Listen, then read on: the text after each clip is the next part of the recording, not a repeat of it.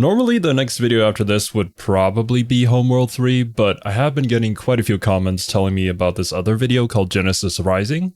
I believe there are references between the two videos, so I'll likely be checking that one out next after this one. But yeah, as per the usual, make sure to go and support the OG video. Link to that is always at the very top of the description. Now let's see what life on Kharak used to be like.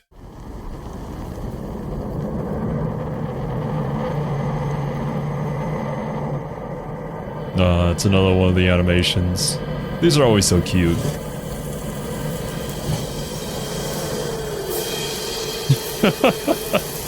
Yeah, that would work probably.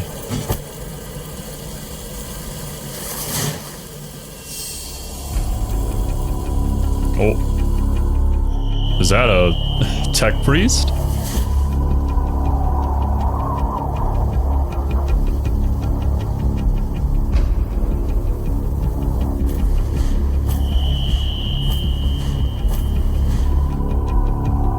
Where are we going? I guess just anywhere.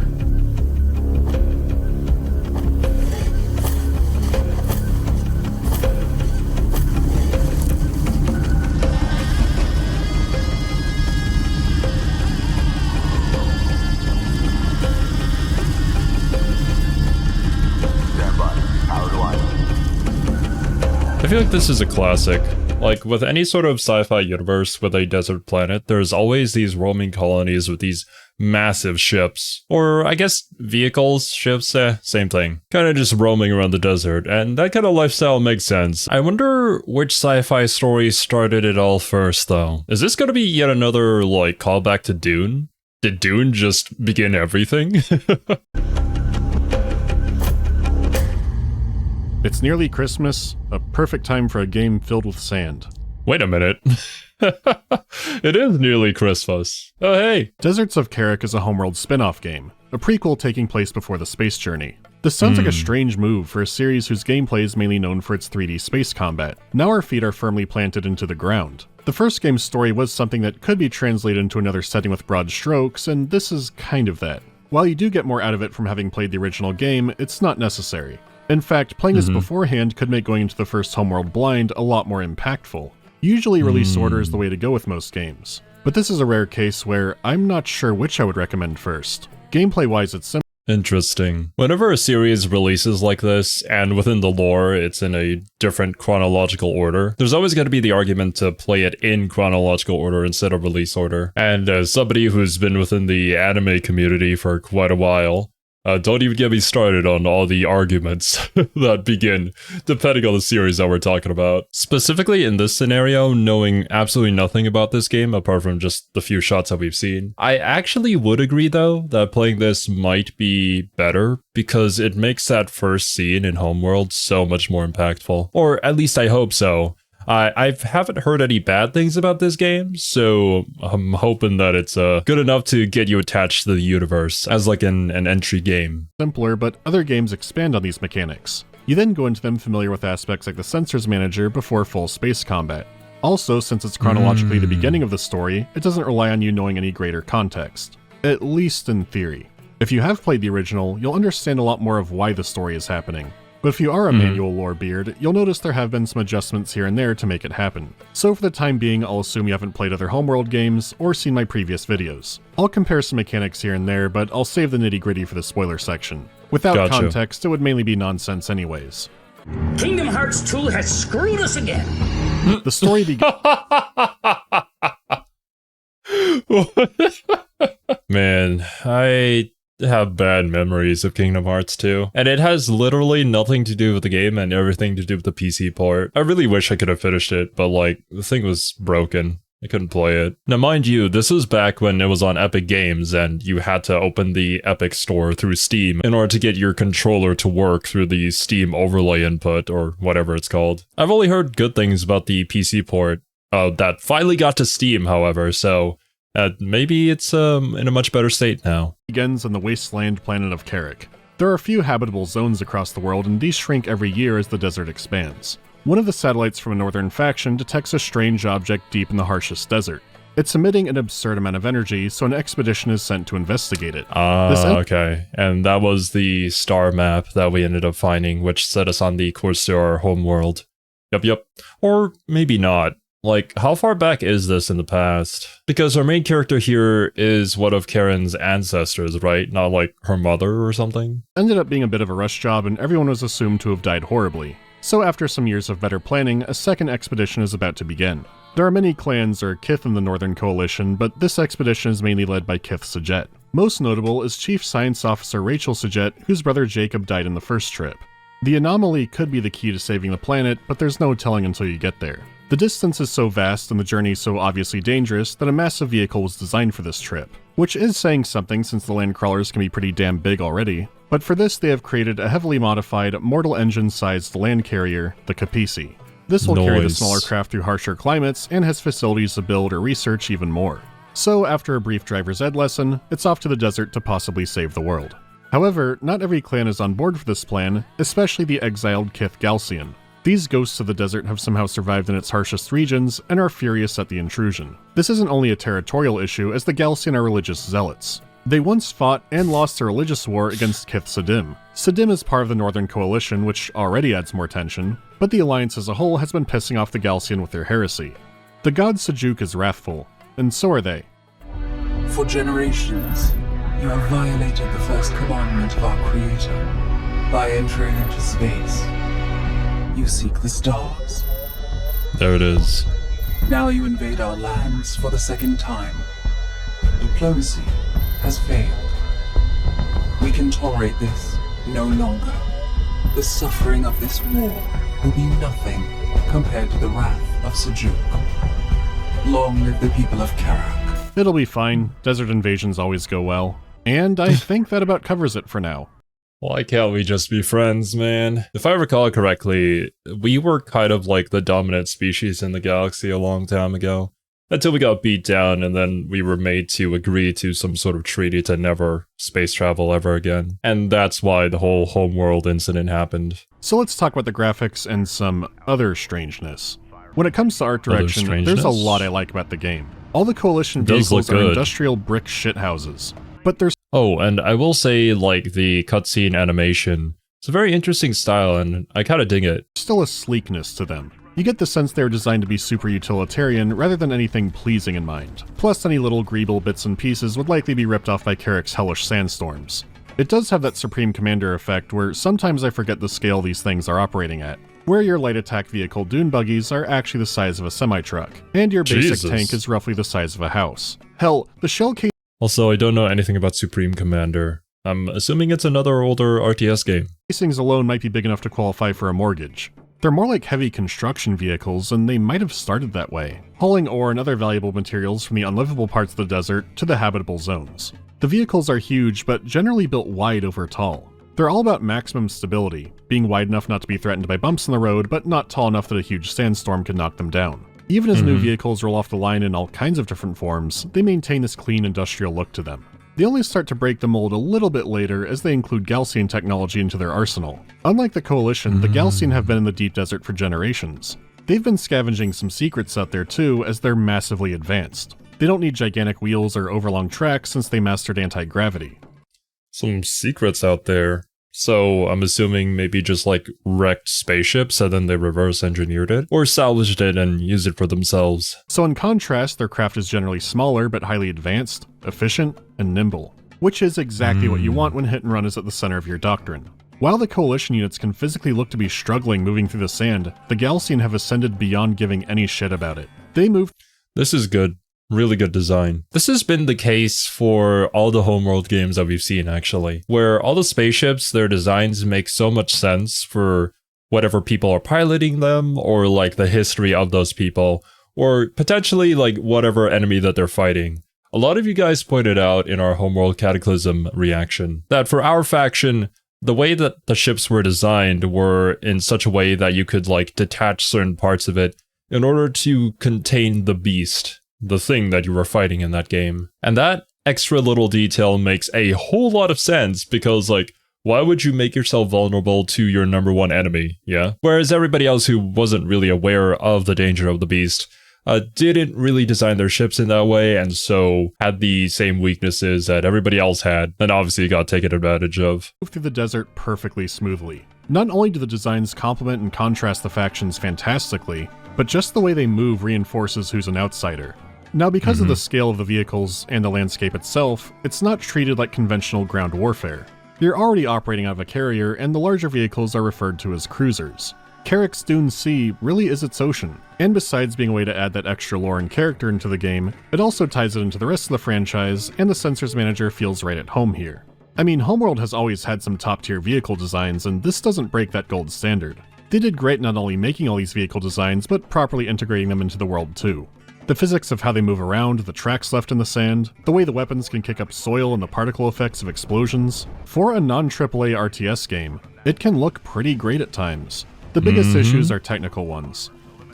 Now, once again, I don't have too much experience with RTS games, so I don't know exactly how great they can look. I thought Dawn of War looked fantastic, but you know, it was a really old game, so there would be a little bit of that jankiness here and there. But this game, as well as the visual update to the Homeworld games, looked amazing to me. I honestly might slightly prefer this one, because I guess I'm not used to the space combat yet. Despite the visual clarity that the game's managed to achieve, it's kind of a struggle to really understand what's going on, and it's just one of those things I'm gonna have to try out and see for myself. Whereas this one feels much more familiar, because of my experience with Dawn of War. There are visual bugs that can happen often enough that it's worth a mention, and the frame rate can absolutely dive at points, and this has happened to me on a few PCs over many years now, so it's probably an engine issue. The anti-aliasing is also bad enough to be very noticeable, and the shadows can be blocky and flickering, especially in close-up cutscenes. You can't override or tweak these either, so you're stuck with it. It's especially disappointing when you compare the settings here with the Homeworld remaster, which, to be fair, it's a whole other engine, a completely different deal. However, in the remaster, you have all kinds of options for rebinding keys, like most PC games, especially a strategy one. So it is downright bizarre you can't rebind any keys in Deserts of Kharak. I've played some other RTS games that were way older that did this, so seeing this in a relatively recent one was a surprise. Though at this rate, if the game isn't actively trying to brick my PC, I think I can tolerate it.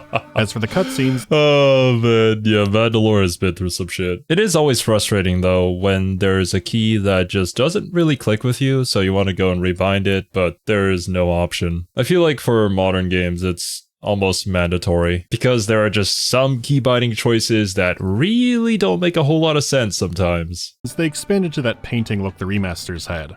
They're more colorful, and the scenes can be physically with the characters more than they have been before, which isn't a whole ton, but they use a live-action conversion effect which can look awkward at points, but it still feels faithful. Honestly, that sentence alone sums up the whole game. Even with its drawbacks and shakier moments, it still plays and feels like a Homeworld title. This is especially noticeable in the audio. The Professionals Under Stress voice acting is back in full force, with some additional variations here and there. Units can be more detailed in calling out specifically what they're guarding or attacking. Beyond that, each unit has a lot of background audio chatter that'll play throughout the game, just like you'd expect. Nice, nice. Yeah, the Homeworld voice acting is very, very good. It's actually been a surprising trend, because it's also the case with Dawn of War, except just for the fact that they keep on talking, regardless of the audio overlapping. Don't think that's really an issue here, or as noticeable. Showing no hostile contacts at this time. Please confirm. Real good copies. Checking. And all clear. Running assist check on assembly array again, just to be sure. Operators, please confirm negative contacts in your area. Just finishing a sweep. Yeah, all clear. Hostile strike craft down. Counter, counter! Adjusting fire, ready, full speed! Target, readjust! Rain fire on him! Sightline clear, returning fire. Once again, this layers perfectly into the battle soundscape, which already sounds great on its own when it comes to effects like weapons fire. They can even have different reverbing effects based on distance, and turning a nerd into a particle yet known as science has never sounded better. Solid vicinity, fire well. Adjusting fire. The music also deserves special attention because, besides its variety, there is a ton of it. And sure, a lot of the tracks are very brief or parts that mix into other music dynamically, but there's also a good amount of music from previous games. Sometimes a little motif or flourish will creep its way in and can be easy to miss. I love that. Don't understand much about music, but whenever they throw in the familiar tunes as a leitmotif, it really hits, man. It just gets you in the feels. And I would say that from my experience, whenever it comes to any movie or really any sort of media that has to do with space, as well as a vast desert, you have to have good audio, man. The music has to hit, or else it just feels wrong. Probably one of my favorite tracks when it comes to like a desert environment in a video game is from Nier Automata. I don't recall what the track name was, but the story that I do recall, well, don't quote me on this, it has been a while since I heard it, but I believe Yoko Taro went to the composer and said, make me a music track that sounds like our girls in high heels sliding down a dune. And bro had to work off from that information, which honestly, it really fits. You should definitely give it a listen, and if you haven't, just check out the entire Automata OST. It's fantastic. And there are times where a track can come in at full swing, which already sounds appropriate to the moment, but if you've played the previous games, the presence of these tracks can evoke a lot more in you. These are almost exclusively used when you're learning more about the greater story. The rest of the game is being carried by the new music, which is still being led by the original game's composer, Paul Ruskay. It's a combination of strings and traditional Indian instruments and vocals, and by far has the highest production value on display in the series. Except for yes, the remaster didn't get them back for some reason. The new music still has excellent variety and can be as bombastic or as tragic as ever. The easiest way I can put it is, the Mizmars have been unleashed. Fire. Enemy armor disabled. Support crews are under attack. Immediate fire support on that position. Yeah, they really have been unleashed. My goodness, they're going off, man. The music and audio team are really, really good at making the tracks fit with like how they want you to feel in this environment. Like here, yeah, it sounds a lot like you're in a desert. Like there's really no mistaking this kind of music for anything else. Even if you didn't have any visuals, you'd probably imagine a desert. Or like in the Homeworld games, or especially Homeworld Cataclysm, where they wanted to make you feel like you were alone in the depths of space with, you know, like a biomechanical virus out there lurking in the galaxy, waiting to eat you the moment you avert your gaze. It's all just really good sound design. Hostiles designated. Trackers assigned. Reposition. Enemy armor disabled. Ready. Bring armor vehicle. I wonder how much the terrain affects combat. Fast attack pattern. Full speed. Hostile. Position. Armored vehicle lost. Ready. Bring us. I mean, I know it's mostly like desert, so it's gonna be flat or dunes. But even the few maps that we've seen here have had these like ravines and plateaus and whatnot, and mountains shutting out from the dunes. So potentially we've retained a little bit from the space Homeworld games, where like from a higher elevation you can get onto like a weaker part of a vehicle or something. Or maybe it's like in Total War, where when you're on higher elevation you just do more damage. Around. Repair protocol active. Hostile strike craft down. Receiving.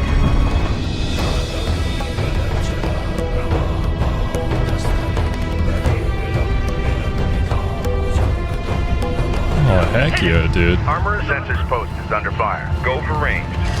Control group 4 designated. Alert. Rachel is in contact. EMP. Fire. Hostile armor eliminated. It can become this strange blend of traditional instruments and synth and strings. It all comes together fantastically, and this game has some of my favorite music in the series now. There are some occasional pops or crackles in the audio, but they're fairly rare. As for what was intended, I really only have good things to say. When it comes to mechanics, there's a lot more to get into.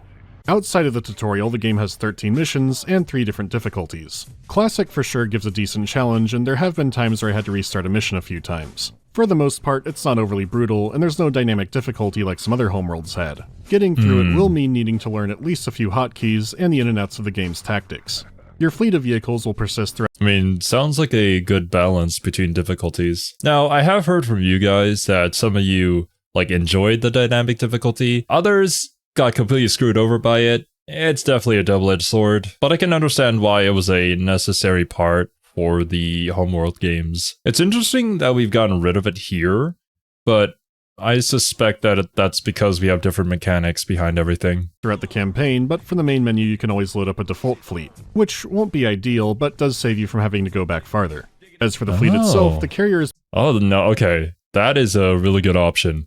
You know, just in case you screwed up and you lost all of your guys in the last one, because I'm assuming we've then kept the carry-over mechanic. So yeah, no need to waste your time going back and try to fight better. Is both your headquarters and your most powerful unit, but you can't use its full potential all at once. See, the carrier is a resource drop-off point, it builds new units, it researches new stuff, your standard RTS affair. However, the carrier also has a power shunting system. You have a set energy supply that you can redirect to various onboard modules. You can increase the range of sensors and weapons, buff up the armor, activate repair beams, or use a combination, though the more power you have in a system, the more effective it'll be. There's also temperature to worry about, and unfortunately, Kharak is burning. If you overheat a module, you'll get the effect, but the carrier... Unfortunately, Kharak is burning. That took me a second to get there, but you're not gonna slip that by me casually, Mandalore. And he is doing this review in sort of like a non-spoiler way, so yeah, he stuck that in to be cheeky. Will take damage over time and eventually explode. You lose the carrier, you lose the game. Same goes for Rachel. As the campaign goes on, you'll get set improvements to your power and your cooling, but more treasures can be found by digging through the trash. The deep deserts of Kharak have mysterious shipwrecks among them. It's clear that salvaging and studying them are how the Galcian have become so advanced, since they weren't pulling MIT degrees out of sandcastles. Yep, okay. It makes sense. I mean, that's how we were able to achieve space travel in Homeworld after all. But I think the energy distribution system is really nice. Because it's such a powerful unit, they did have to come up with a system that made it so you didn't just abuse the heck out of it and use it to cheese every single level. Although I'm sure somebody out there is able to do that. But I feel like it's the good type of complexity to add to your strategy game. The Galcian revere and carefully study these relics. We don't have time for that shit. Just blow it up. The Northern Coalition uses the gentle, archaeological touch of the Kool-Aid Man. The wrecks are violently exploded through a process called shipbreaking, scattering precious resources all over the ground and presumably sending some mummified corpses into deep space. Homeworld games previously only had one resource, and Deserts of Kharak has two. The orange construction units, or CUs, which are your basic building block. The other are the blue resource units, or RUs, which have been in all the other games. In those, this is your one and only basic material for creating spacecraft, but here it's in a new context as rare and exotic elements. These ancient wrecks have many secrets to unlock, and saving that, their armor plating is much better than yours. This means your more powerful units and technology are going to require some. Your basic salvagers can pick them up all the same, it's just a matter of finding them. You can sometimes find them across the land without needing the ship break, but sometimes these wrecks will reveal an artifact. Not only can these buff up your carrier with additional power and stat bonuses, but they can improve just about anything in the entire arsenal. Which ones drop and whether or not they drop does depend on some RNG. You won't get them all in a single campaign run, but they do persist just like your fleet does.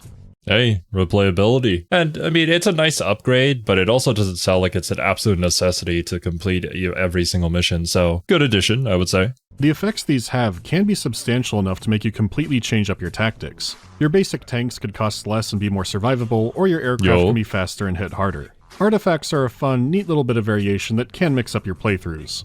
As for the moment-to-moment fighting, they did try to make up for the lack of 3D space combat. Since the action is taking place on a 2D plane, they chose to make the terrain itself a big factor. Whether or not a unit can attack depends greatly on a clear line of sight. A unit being able to attack in an arc, even if it's a temporary ability, can be huge. If you do take the high ground, you not only have a clear line of sight, but you also get bonuses to damage and accuracy. It's kind of like the ground control series, but not quite that interesting or insane. Okay. No more burgers for the Terrans. Not yet. Anyways, elevation... I have no idea what that game is. I'm kind of scared. But yeah, in ranged combat, elevation good. But I think this is what I've heard from you guys. But I mean, in Total War, when you're on an elevated position and if you're fighting in melee, you still get bonuses. But in real life, it's really bad if you're fighting in melee to be on higher ground. Now, I'm not a sword master myself, so I can't exactly vouch for that. But that's what I've heard. Being a factor does make the combat a lot more engaging. The endless dunes are also endless opportunities for ideal positioning. But advancing forward will inevitably put your troops into the low ground as well. The slow climb up a hill can make your units an easy mark for enemy artillery or aircraft or other surprises. There's also the fact that you could get a good high ground position on an enemy strike force, and then they flank you from an even taller hill. It's not a special zone you enter into, you need to be thinking relative. Oh, sorry, I was thinking relative. I was thinking relative again. Yeah, I was thinking relative. Yeah, keep What is it that? relative. Smart positioning rewards you with victories in battle. What is even the context for that? Do I even want to know? And seeing your vehicles do mad hops over the hills. Speaking of them, compared to Homeworld proper, they are a simplified roster. There's some rock, paper, scissors with the core vehicles, and also some outlier units and factors to take into account, because ultimately, nothing can parry the carrier launching a cruise missile. Ooh. Light attack vehicles are the fast movers that can kill and harass enemy salvagers and just get some damage on the board. The armored assault vehicle tanks can absolutely rip the LAVs to shreds. In turn, the tanks are weak to the long-range railguns. Then, the LAVs are fast and agile enough that they could get under the slow tracking of the railguns and beat them to death up close. You throw in your various air units, you have anti-air options, and then your variety of cruisers meant to obliterate anything smaller. I am oversimplifying it, but you're working with about a dozen unit types, including the carrier. More emphasis is put on individual units. I feel like in every single RTS game, there seems to be like a similar type of unit. So in that sense, if you're familiar with RTS games, then those skills will likely carry over into the next game that you play. Unless, of course, the RTS game in question completely breaks the mold, but I don't think we've seen one for a while now. Unit tactics. Almost every unit has at least an active ability or two. Whether it's tanks popping smoke to block line of sight, the LAV's speed boost, and all other kinds of tools you unlock through research. This is pushed even further by unit veterancy having multiple tiers with all kinds of effects. A battle in Homeworld could go partially on autopilot while you bounce around the sensors menu controlling different fronts. Here, small scale engagement is the name of the game. You can't just assign some guys to a support cruiser and send them off. The repair range is much shorter than the space equivalent, and the AI isn't as well behaved. You have lots of abilities to cast and positions to move to, so you're not babysitting them needlessly, but the smaller scale makes it a more tactics-focused game. Even the signature unit capturing is reduced down to one at a time. Rachel can hack a unit that can return to the carrier with a long cooldown and for a resource cost. This can be annoying when I'm trying to collect all the honor guards, but that's the price you pay. While I don't mind the scaling down, besides the rebindable keys, it's missing a lot of quality of life features that Homeworld had. Like just being able to see my fleet composition easily at a glance. And while the action is scaled down, ironically, I feel a lot less in control. There are no formations and not much in the way of unit stances. That and this is one of those games where the pathfinding can get stuck in an obstacle. It's still fun to play and really satisfying to pull off a good flank or a combined arms maneuver, but I do feel a disconnect and less responsiveness from my forces that I didn't have in the previous games. It's overall a smooth ride, but I can feel some clunk. The archaeological... He's used that scream in every single video, hasn't he? It is strange to do away with those systems and quality of life, but game development cycles can be kind of messy. Who knows what was going on at around this time? Or maybe the systems just didn't really gel well together. Data alone would keep our scientists busy for years. I would give anything to meet the people who engineered this technology. Talking vaguely about the story, there is something to be said about how the missions are structured. The expedition into the unknown is a template they're carrying over from Homeworld. Except how this is carried out more resembles Homeworld 2, which is largely a war story.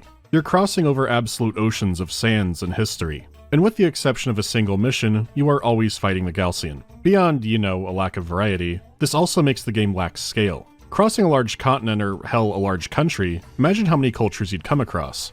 In Homeworld, you fight raiders and empires, religious zealots, ancient anomalies, and sometimes just the hazards of the environment itself. This keeps things fresh and actually gives you the feeling of discovering new places. While you do get a few kinds of desert, fighting the Gaussian over and over makes it feel so small. There's a mission where tornadoes are a map hazard, but they're not the primary threat. And this is taking place in an area with millennia of crashed ships. You could do all kinds of stuff with this. There could be a weird insulated survivor culture in one of the wrecks. Maybe one of these was carrying drones or bioweapons or some kind of other science experiment. Even forgetting the wrecks, how about a group of raiders around a reservoir? Maybe there are Soban mercenary breakoffs, just anything. I guess my point is...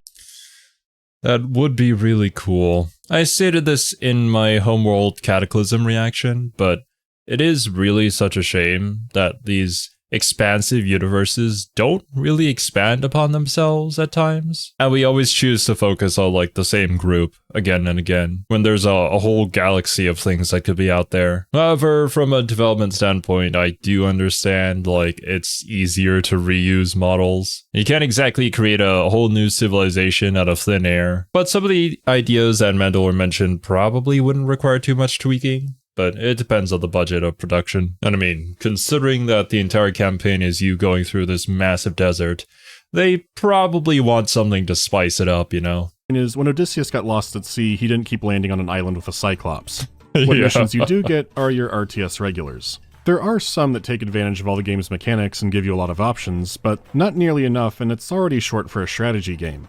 It could have benefited from some short, simple missions that also help with that scale. Like, maybe there's a massive sandstorm and the Capisi has to travel through a dangerous ravine with enemies in the cliffside. The issue now is the number of mechanics outrun the missions. This is most noticeable when Mission 10 just dumps research on you. Brand new vehicles and abilities for them, abilities for what you have already. It's so abrupt I can't shake the sense more was planned.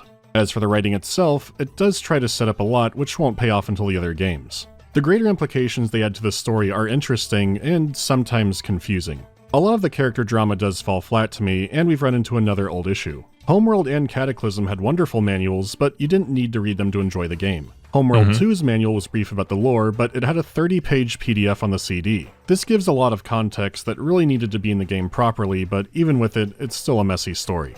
This time around, we have a fully interactive expedition guide, and it keeps up that spirit of being in the setting. As usual, there's lots of cool stuff here.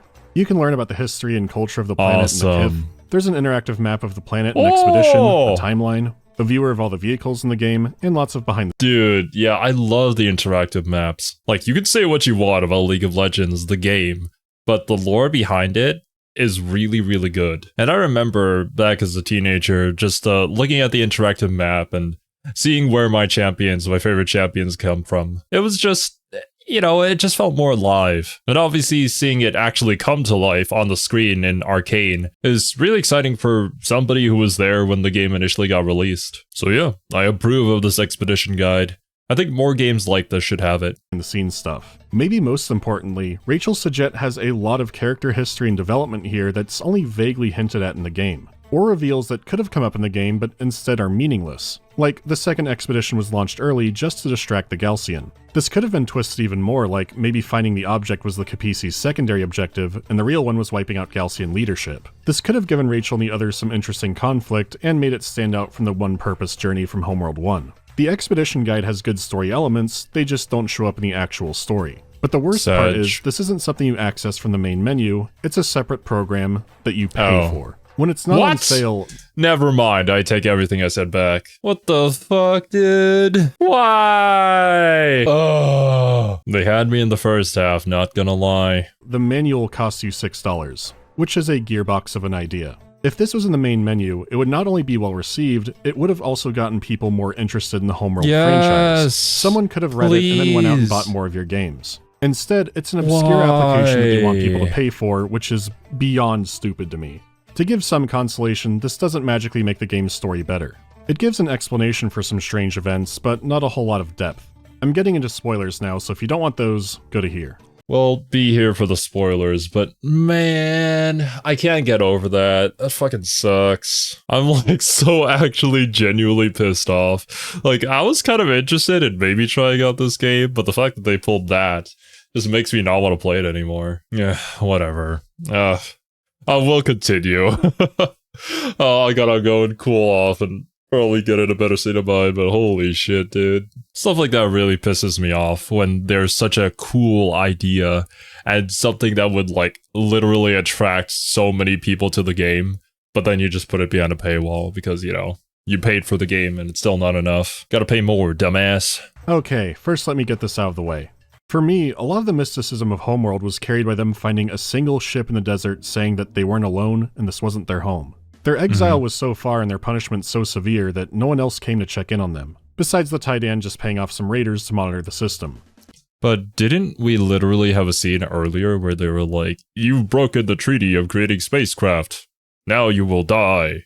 Which was probably like the small change in lore to make all of this happen. Now that a large part of Kharak is essentially the Space Bermuda Triangle, that seems a lot less special now. Anyway, here are the broad strokes.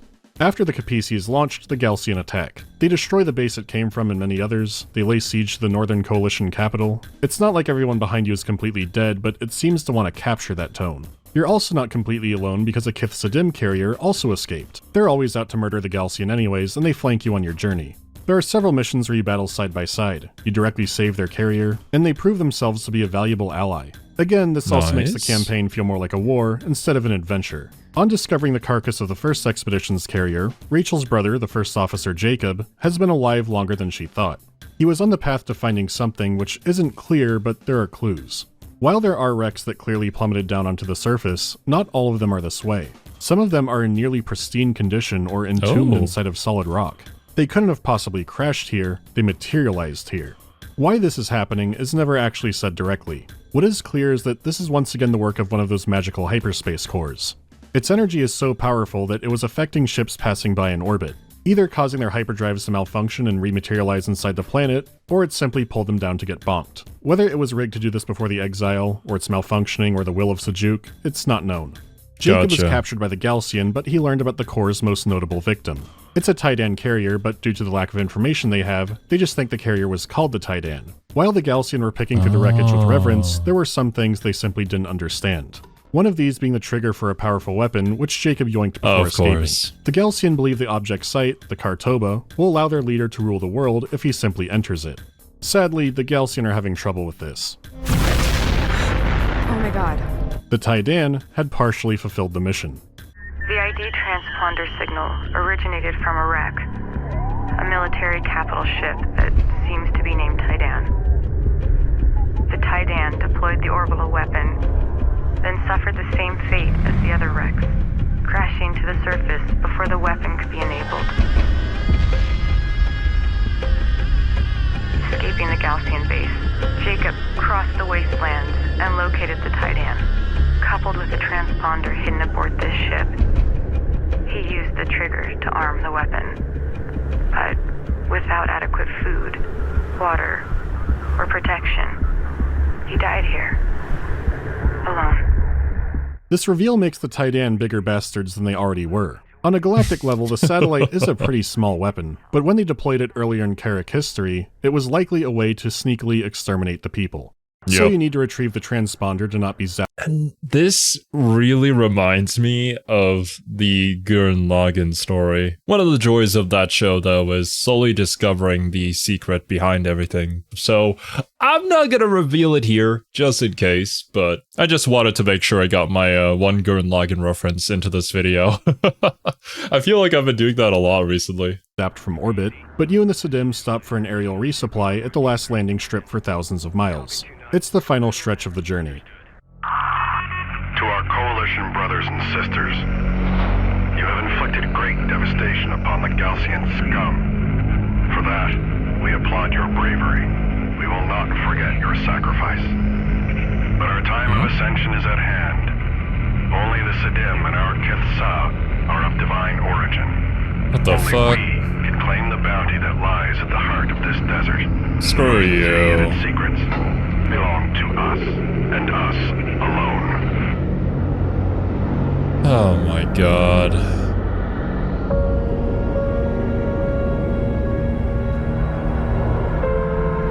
Typical.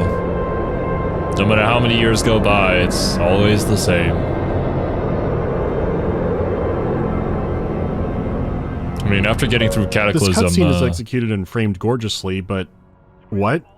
The few bits of history I told you about the Sidim were all from the expedition guide. The gritty details are that the Galcian believed that people were placed on Kharak by Sejuk purely to suffer. Venturing into space is escaping his divine punishment, so it's heretical. As for the Sidim, they believe their bloodline is divine. They alone are descended from God, and everyone else is a native of the planet. Their history is filled with brutal examples of their caste system and how they treat any non-Sidim clan. I see. And we wouldn't have realized any of this through just the game, which it didn't really occur to me because, well, Mandalore had set up all the details beforehand. But yeah, if you're just playing it, this would be kind of out of nowhere. It'd be like, bruh. It wouldn't really have that emotional impact, simply because you're missing out on that piece of information and lore. The game itself has a character going, "Those Sidim sure are stuck up." In context, this is like someone saying, "Yeah, apartheid was kind of lame." Without that context, this seems completely out of nowhere, and even with it, it still falls flat. It comes across like an excuse to give you something else to fight, even if it's for just a single mission. You fight with the Sidim for control of the transponder, and the way forward to the anomaly. The mission has one of my favorite music pieces in the game, but there's not much behind it. The mission itself is a lot of fun, squaring off against a similar near-mirror carrier force inside of a Death Valley. The betrayal is so abrupt and cold after everything you went through that even if it makes sense canonically, it still comes across as underwhelming and not developed, especially since the game itself won't give you that context.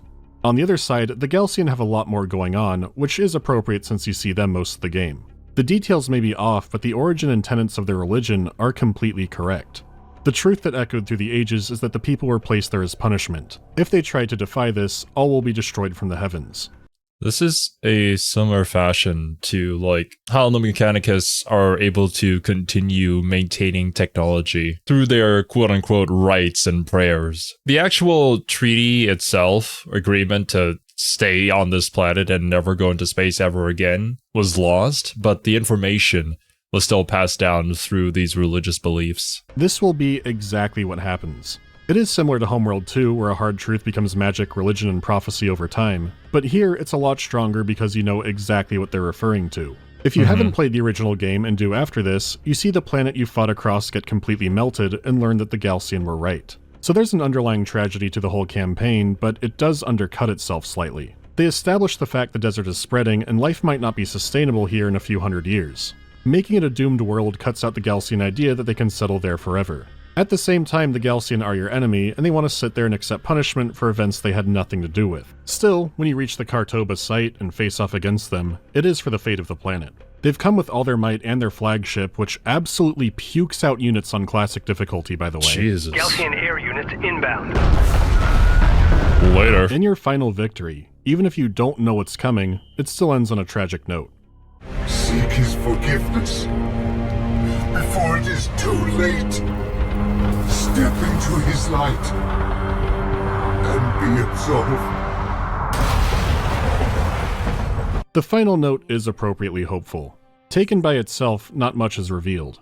All the wrecks they find do better explain how they're able to go toe-to-toe with other ships when they do go into the stars, but the Kartoba itself, and later bringing in the hyperspace core idea, seem to do that already. This also opens up a bunch of little lore nitpicks that I won't get into, but it does a good job setting up concepts for later games that you would only find in the manuals, even if you still need those and there isn't much to the interpersonal stories here. After that, you can play around in the skirmish modes. For multiplayer, there are dedicated Discord groups, but overall it's pretty quiet.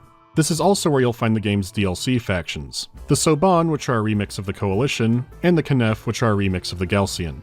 These came out shortly after launch, and man, I wish they were integrated into the main campaign.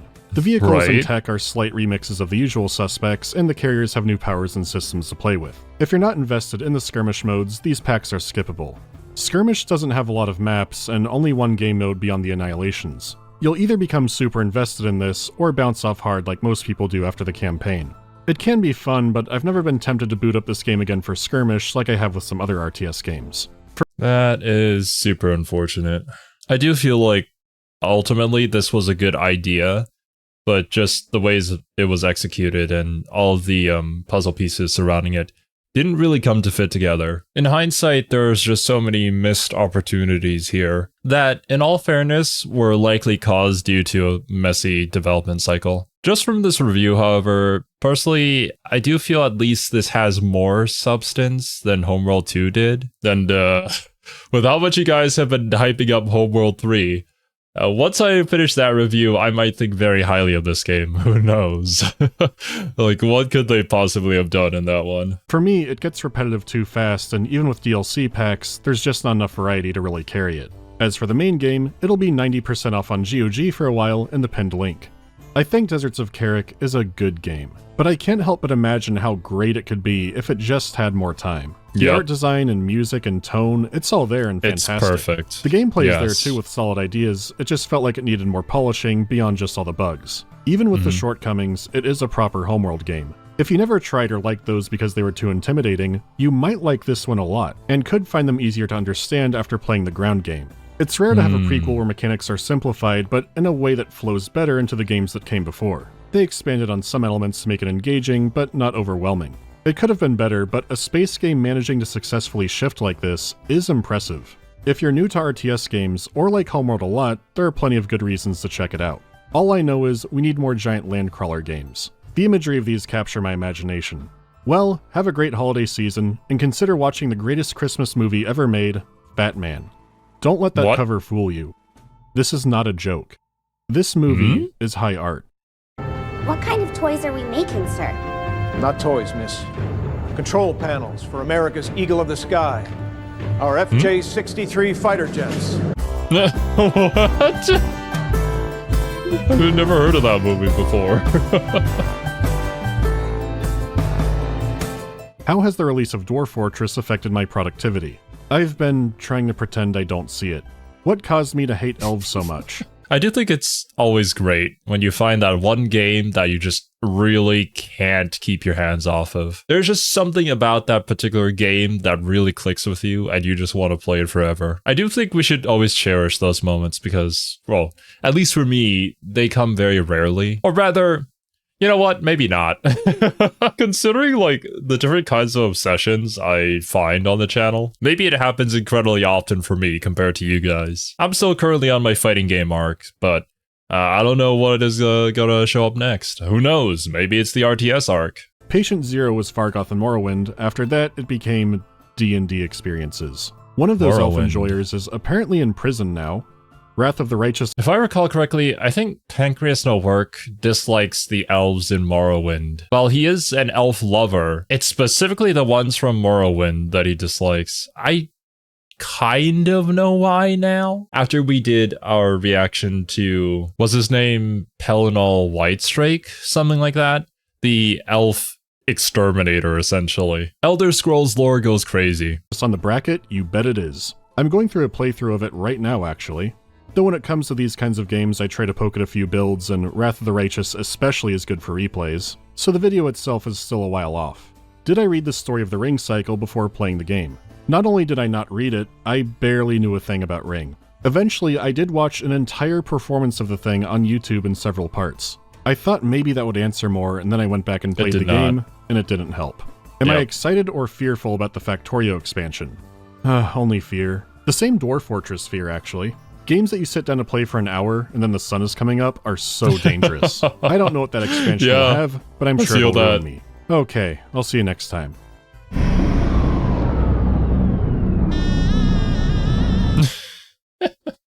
Not gonna lie, I still can't get over the fact that they sold that cool expedition guide as a separate thing. That was literally like a kick to the nuts. But yeah, dudes, make sure to go support Mandalore, and I'll catch you guys next week for Genesis Rising.